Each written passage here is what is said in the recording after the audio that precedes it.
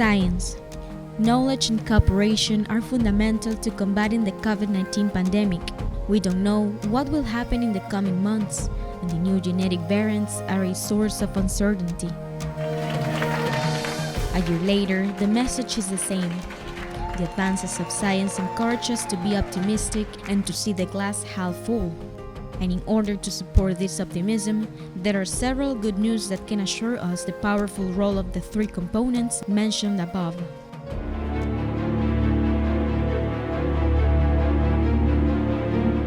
A year ago, we were a little more than a month after the first cases were reported. There were already more than 164 scientific articles on PubMed, a freely accessible search engine for scientific publications about the new virus and disease. The number of cases of COVID-19 outside China has increased 13-fold, and the number of affected countries has tripled. Today, this figure has increased by more than 600 and already exceeds 100,000 items more than those under the heading malaria, for example. More than 4,800 ongoing studies on treatments and vaccines are ongoing. We know more about SARS-CoV-2 and COVID-19 than other diseases we've been studying. The European Union has launched its COVID vaccine rollout. The race to find a safe and effective vaccine. Ship 3 to 4 million doses next week. Nowadays, there are more than 200 new vaccines. A year ago, highlighted that there were 8 new projects on SARS-CoV-2 coronavirus vaccines. According to the BioRender portal, there are now more than 195 candidates, at least 71 already in clinical trials. Never has so much money been invested, and there has been so much collaboration for vaccine development between public, private, research centers, universities, pharmaceutical companies, and NGOs. Some projects have been abandoned, but others have already been authorized by WHO. Pfizer, BioNTech, and Modern with mRNA technology, AstraZeneca, Oxford, and Sputnik V with recombinant adenovirus technology, and China Sinopharm with inactive coronavirus. At least 20 other vaccines are already in phase 3 clinical trials, and in the coming weeks and months may be approved if the results are satisfactory. Israel is the country with the most population already vaccinated.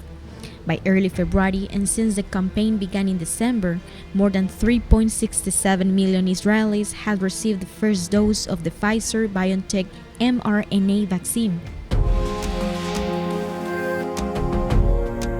The effect of the vaccine is evident when comparing mortality among elderly people domiciled in residences almost all vaccinated, where it declined sharply, and the number of deaths in people domiciled outside unvaccinated. Pfizer. The effectiveness is around what was stated in the studies of Pfizer and Moderna, around 95%. And if you look at people admitted to the hospital, is even more than that. The protection is solid. Confidence in vaccine increases after more than 160 million doses of COVID-19 vaccines administered. People's confidence in vaccines is increasing. Not less important to mention is that immune response to the virus lasts at least 8 months. Serological tests that measure antibodies against SARS-CoV-2 do not reflect the full potential, duration, and memory of the immune response to the virus. Knowing how long the immune response to the virus lasts is critical to determine protection against reinfections, the severity of the disease, and the effectiveness of the vaccine. New treatments against the most severe cases of common illnesses. We already know that COVID-19 is much more than pneumonia. Much more is known about the disease, and although we do not have a specific antiviral time that inhibits the virus, there are combinations of treatments that really improve the prognosis and reduce the mortality of the most serious cases.